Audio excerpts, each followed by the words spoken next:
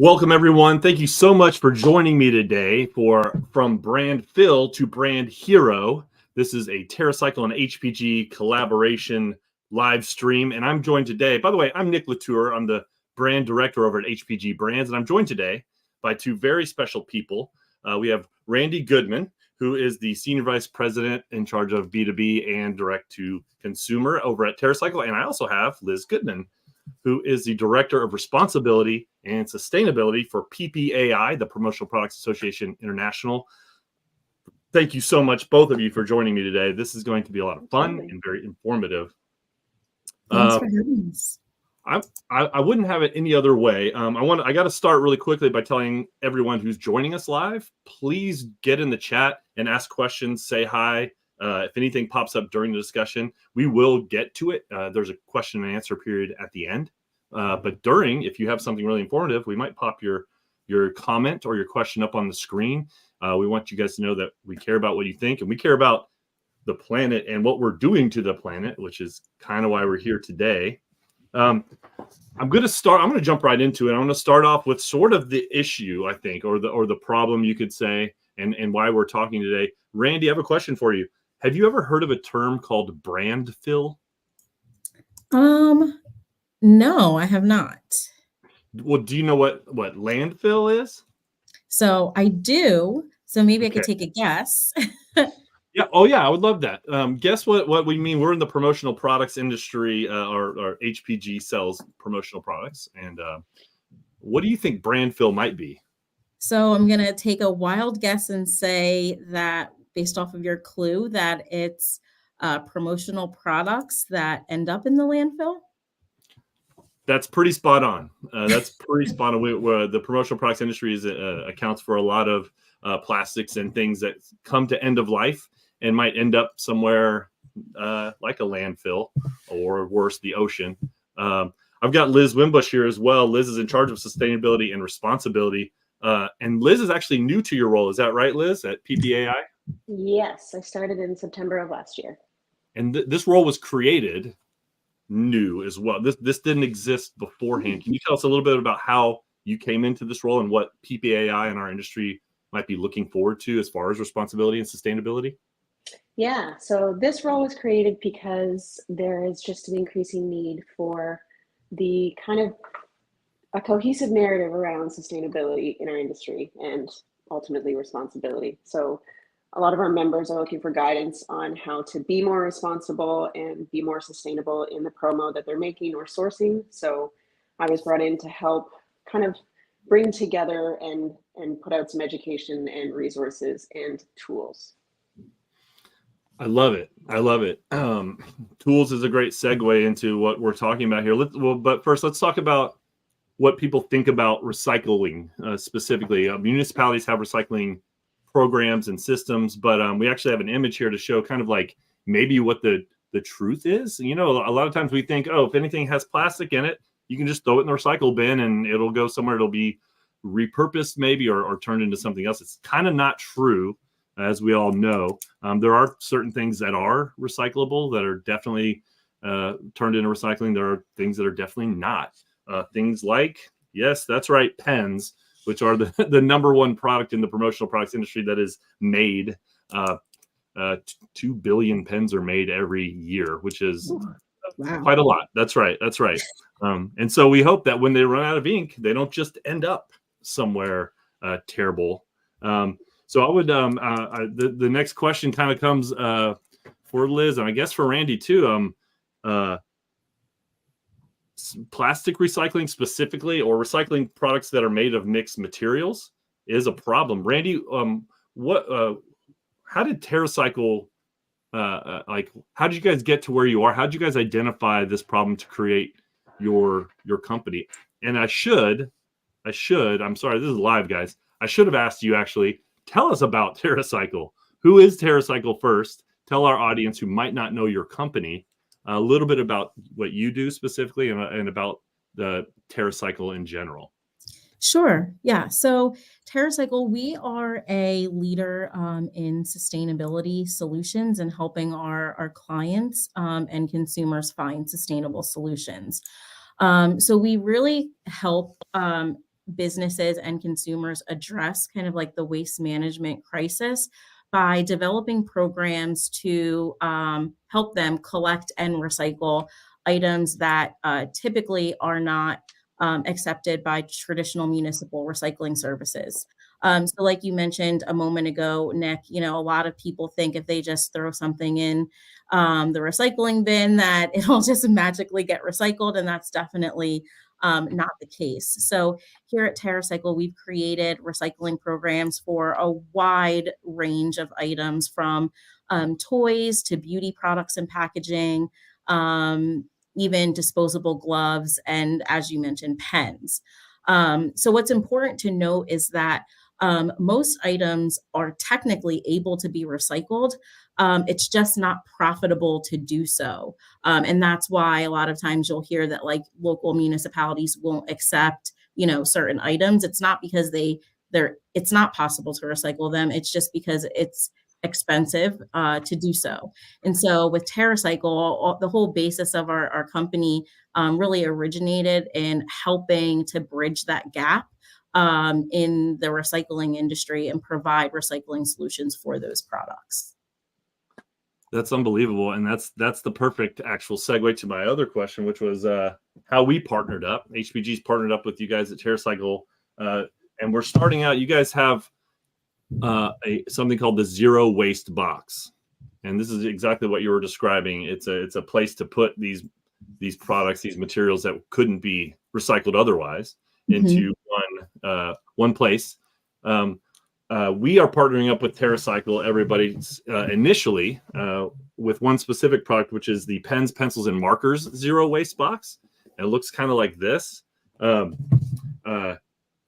Rhandi, I would like to ask you about this, but I think maybe we'll lay out kind of how the box works first. So our customers buy this box from us, and they tell us how the Zero Waste Box kind of works for a consumer once they Sure. purchase. Yeah.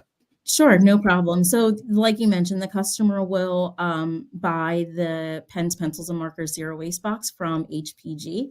And when they receive it, they'll be able to easily assemble the box. There are numbers at the bottom flaps of the box, 1, 2, 3, 4, to quickly help them assemble the box. Once it's fully assembled, they'll be able to place the box in whatever location makes the most sense, so that they're able to easily collect their used pens, pencils, and markers. Every single box that the customer orders is going to come with a UPS shipping label affixed to the side of it. And so as soon as the box is full, the customer can just place the box in their outbound shipping area and have it sent back to our material recovery center for sorting and recycling. That sounds pretty easy, Rhandi. And I'm not saying that like some sort of salesperson on an infomercial, like that couldn't be easier, but it really is. I have one here with me, and it was shipped to me flat.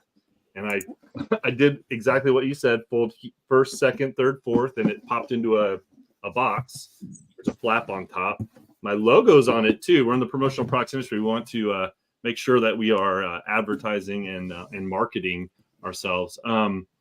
So I've already put some pens in here that I've used that have come to end of life. It's got the shipping label on it. But also, I'm curious. If I were a customer, I'd be curious. Once this is full, this seems easy. I tape it up and I send it to TerraCycle, right? What happens next when you guys actually receive it? Like physically, a bunch of these pens are in. This pen gets received by TerraCycle. How does this thing turn into something else? How do you guys process this end of life or historically end of life product? Yeah, absolutely. So when we receive the box, the contents of the box will get emptied, and then what we'll do, they usually will go through some sort of shredding and grinding process, and then from there, the shreds will allow us to do is a magnetic sort. So any metals will get pulled out from the plastics, and then from there, all of the plastics will get sorted by the various numbered plastics that they're made up of. and then the metals will get sorted out and smelted and turned into new metal. New metal, usually they're sheets or what they call ingots in the metal recycling industry. So the plastic shreds get turned into usually small plastic pellets, which are then used by third-party manufacturers in place of sourcing virgin plastic. And then, like I said before, the metal sheets or metal ingots typically are used in the metal recycling industry to be turned into new metal products. I love that. I love that you have the transparency here too. And we're getting a couple questions. Stephanie's asking, do you guys have any videos of this process? Before we ask that though, I want to ask Liz something. Is transparency important to your initiatives in our industry? In other words, there are a lot of products in the world that say, "Oh, this is recyclable," and Mm-hmm. how do you really know until you see the full scope of it from beginning to end, till you actually know there's something made? Liz, how as far as supply chain transparency goes, do you have any initiatives for our industry to kind of maybe get messaging out on that, or any sort of like documentation for this sort of process? Yeah, I think one, transparency is super important. A lot of our challenges in this industry are around currently kind of proving that we are getting better and trying and learning and applying those learnings to be a more sustainable industry. So that transparency really lends well to trust and making sure that our end users trust what we say and that we're doing what we say. So having that kind of transparency to make sure that we are showing that we've invested time and effort into really understanding our supply chains and correcting where they need to be corrected. And this is a really good example of that with end of life. You know, like you said, pens usually, when you're finished with the ink, it kind of goes in the trash. And we usually don't think about the end of life of products in our industry. So, you know, once a distributor sells it to an end user, they go on their merry way. It's not really something that we have been a part of. So kind of taking ownership over that with these kind of initiatives is really important. And I think we're going to see this more and more. Mm-hmm. For sure. So along those lines of transparency, Rhandi, do you guys have videos or any sort of assets that can show the full process? And the reason I think Stephanie was asking, I'm going to just infer this, is because our customers actually work with some major corporations that won't just accept, yes, it's recyclable, trust me. They need to see the process. They need documentation. Do you guys have assets that we could share through HPG with our customers? Yeah, absolutely. We have a number of videos on our recycling process, both very high level videos and then also more detailed specific videos around specific waste streams like pens, like beauty products, so that you can see exactly what happens to a particular item or category of waste. So we can definitely share those videos with HPG. In addition to that, I do also want to note, like, as Liz was saying, like, transparency is obviously very important to your customers, and it's also important to us. And so one thing that we also do provide is the ability to audit our supply chain and our recycling processes for our corporate partners like HPG. In addition to that, we also go through a third-party audit by Bureau Veritas annually as well. So they audit all of our supply chains globally every year. That's fantastic. That's those are initiatives I know that Liz has, that HPG has across the board, not just for pens, pencils, and markers, which we sell and make a lot of, but other products as well moving forward. What in your experience, Rhandi, when you've worked with corporate partners or other partners, what is the feedback you're receiving from them? And more specifically, do you have a couple specific stories you'd like to tell? Some maybe big wins or big benefits that your clients have seen TerraCycle started? Yeah, I think the most important thing and what we hear from almost all of our partners is that recycling and sustainability is important. It's important to our clients, as well as to their end customers. And so what we hear time and time again is just that by offering a recycling solution or a sustainability program for their products and packaging, it allows them to kind of like separate themselves from the crowd and be at the forefront within their industry, so that they can show their consumers and their shareholders that they're trying to do the right thing for the environment. And I think that's like the number one thing that we hear constantly from our customers, is the thing that's most important to them. I hear that. Liz, for you, you've been a distributor in our industry before you had this new role. So you've actually sold products from our company and other companies and worked with clients. I think a question we get from our distributor partners is, well, how do I sell this for a company? Those are great examples, Rhandi, of like the feedback you get. But I think the feedback we get is, no one's asking me for this, so I don't know how to push it or sell it. Yeah. In a world where more and more companies are developing corporate social responsibility campaigns and plans and working with ESG, Liz, what are your thoughts on some angles that maybe a distributor can take to not only utilize this box, but to help maybe a client who doesn't quite have a plan to sort of embrace this?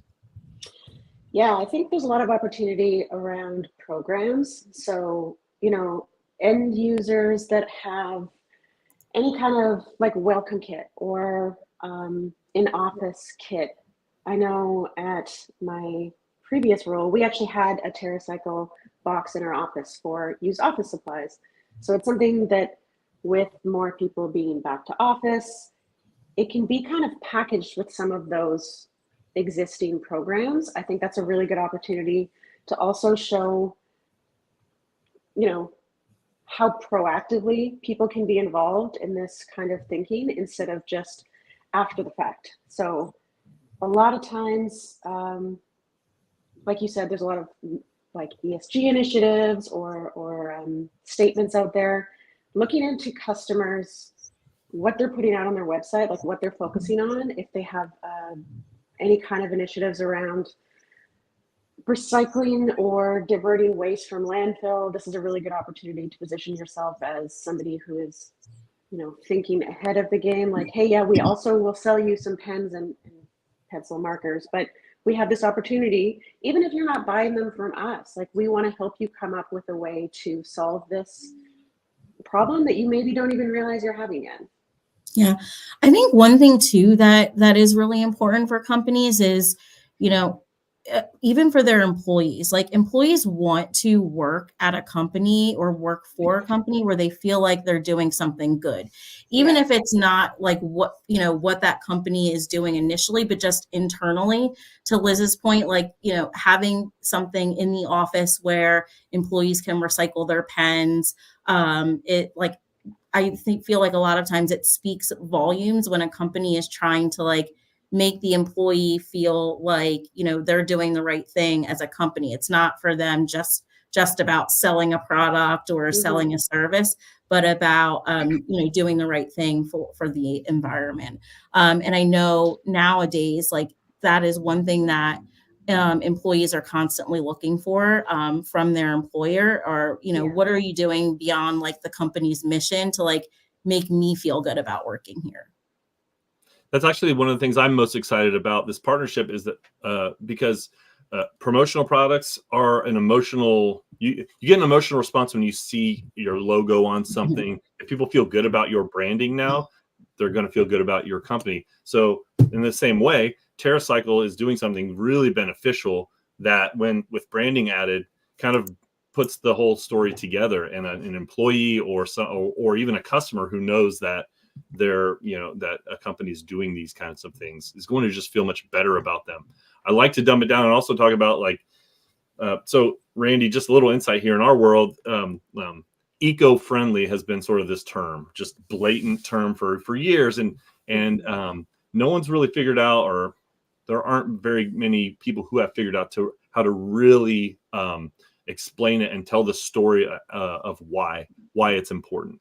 And I think with this TerraCycle box, with our partnership, we're going to be able to start doing that with transparency. So I don't really have much to say otherwise, except thank you there. And I think that this is going to be an unbelievable partnership.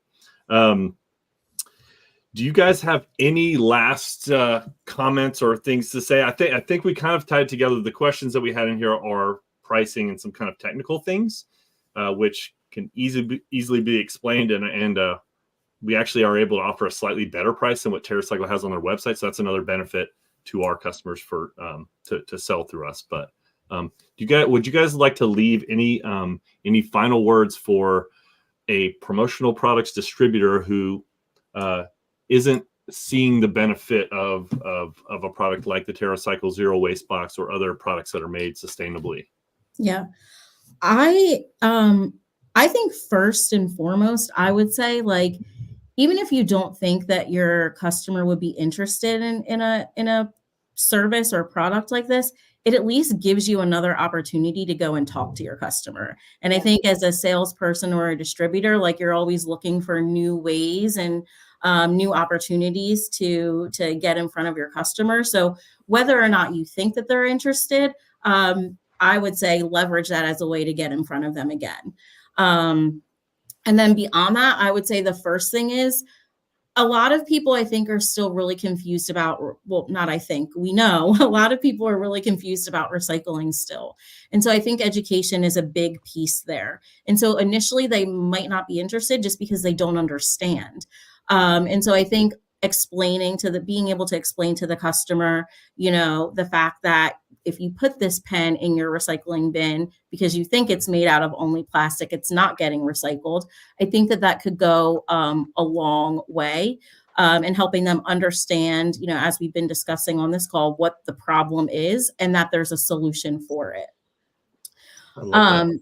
The other thing that I would say is that if I was, a distributor or a salesperson, is just looking at my customer portfolio and knowing who my customers are. While not every company might have some sort of robust ESG or sustainability goal or mission in place yet, times are changing, and that won't always be the case. And so look at your customer portfolio and see, which customers have those goals and missions in place, and start with them first. And like I said before, there are, policies are constantly changing and different bans are being put in place depending upon where you live. And so I do think over time, there is going to become a bigger and bigger need and interest in recycling solutions for these, like, non-traditionally recyclable items. Yeah. If I could jump in, I know, Liz, I just asked you guys to kind of give some final thoughts before questions, but trailing off of what you said, we do have a couple of questions. What are the waste streams, or what do you see the most demand for the Zero Waste Box as far as materials? What's trending? Really, the biggest one for us is flex and rigid plastics. Okay. Because, for many of us, we don't live in the same town where we work. And what you can recycle varies by town, because the waste management company that serves each of those towns is oftentimes very, very different. And so flexible and rigid plastics is like a huge thing. Most municipalities only will accept number 1 and number 2 plastics, but then you've got 3 through 6. And so flex and rigid plastics is a big one for us, followed by beauty products and packaging is another one. Okay. Flex, rigid plastics, and beauty products. We made a comment here too. We just got a request for, we do a lot of events in our industry. So I think the lanyards and badges box that you guys sell will be something we're going to be adding to the line as well. I think it's just an easy add. It makes the most sense because I just got back from when I have my lanyard over here, and it's like, what do I do with? I don't want to throw it in the trash, so. And that's easy to have at like an event too, like where you've got everybody with that product. It's so easy to collect kind of in bulk in those scenarios. Absolutely. One more question before I let you tell everyone about you, Liz, a little bit. Are there any parts of the pens? Are there any types of pens that may be off limits to the pens, pencils, and markers box? I know paintbrushes are not allowed because it says it really large right here. But as far as materials, we got plastic, metal. Is there anything off limits in this box that would still be considered a pen? Not considered a pen, but the one thing that wouldn't be accepted, I believe, are wooden pencils. So not sure if that's big for the promotional products industry or not, but that would definitely be one thing that we can accept. That's a great call out. This is for pens, mechanical pencils, Mechanical pencils and markers, not wooden pencils. Yes, Yes. It's a really key distinction there. That's good, Reba. I hope we got your question answered. Hi, Reba, by the way, friend of the show, friend of ours. This has been fantastic. Do you guys? Well, let me have you share a few final thoughts with us first about what we just talked about, and maybe about our industry and some of moving forward. What kinds of initiatives you are going after? Sure. So I think I just want to echo what Rhandi said. For distributors, don't wait for your customers to ask about this. This is kind of a solution that hasn't been an option before. So a lot of people don't know about it. So waiting for somebody to ask isn't likely going to get you much traction with it. But positioning yourself as that leader with them, that you're anticipating a problem that they're going to have, you can help them solve, I think is a really good way to view that. And you're right, Rhandi, like another reason to touch base or check in with your clients. Like everybody wants that opportunity. So this is another good one.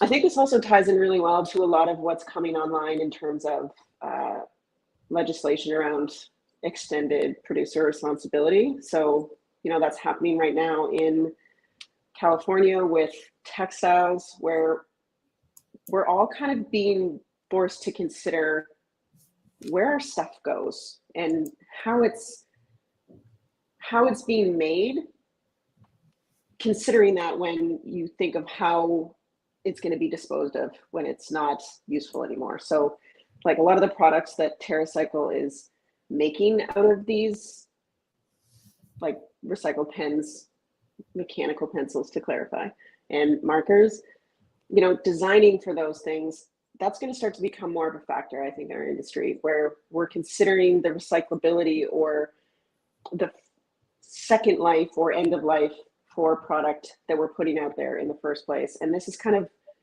a first step in that. So that's something that I would consider.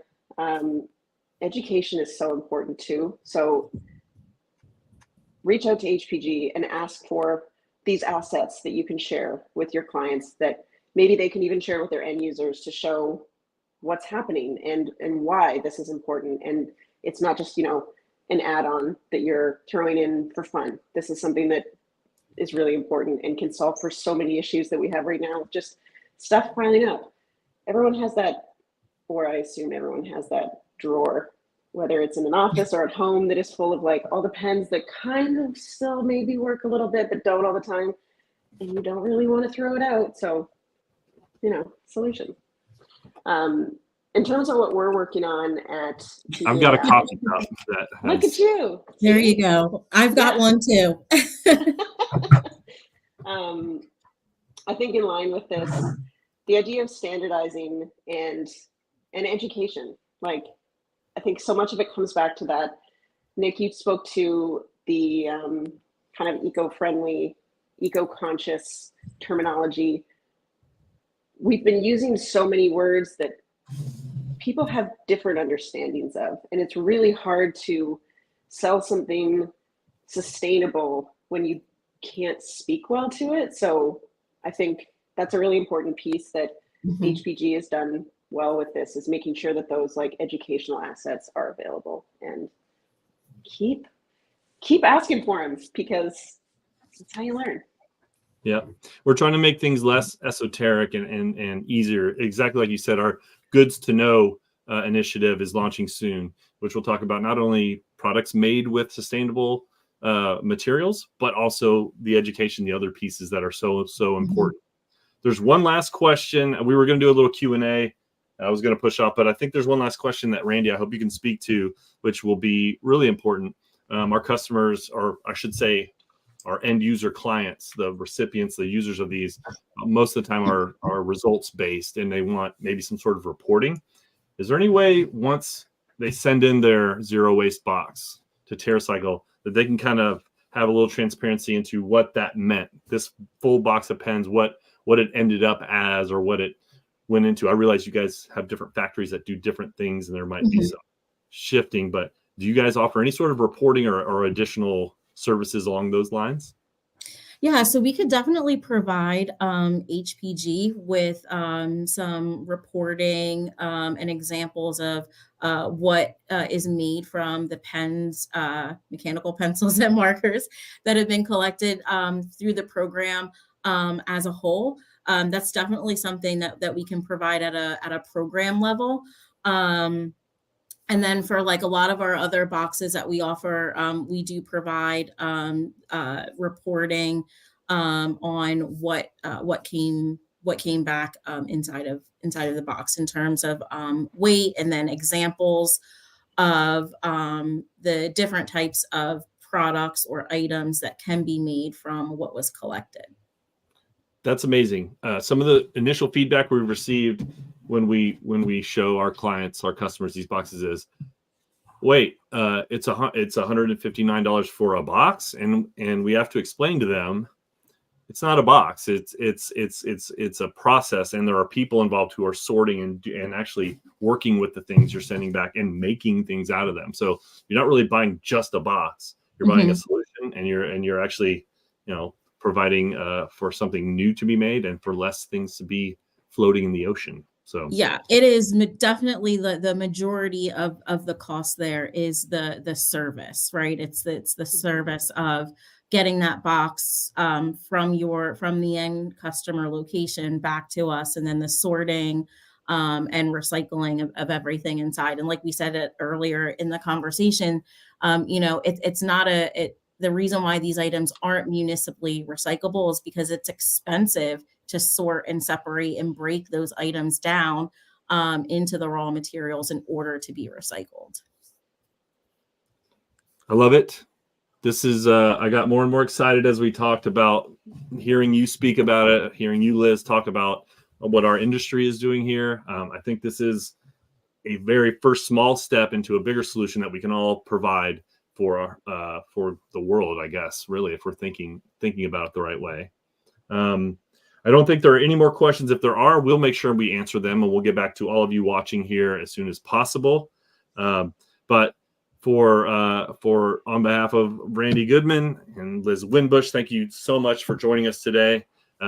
This has been invaluable. This is something our industry needs and wants, and I'm so glad that we're partnering with you guys to help push into the future in a positive way. So thanks again. Thank you for having us. For all of you watching, do a self promo on a TerraCycle Zero Waste box for the right client and get it into their hands and explain these amazing benefits that Rhandi and Liz just talked about tomorrow. Call me. Otherwise, thank you so much. Have a great rest of your day. Yeah, we'll talk to you soon, everybody. Thanks. Thank you.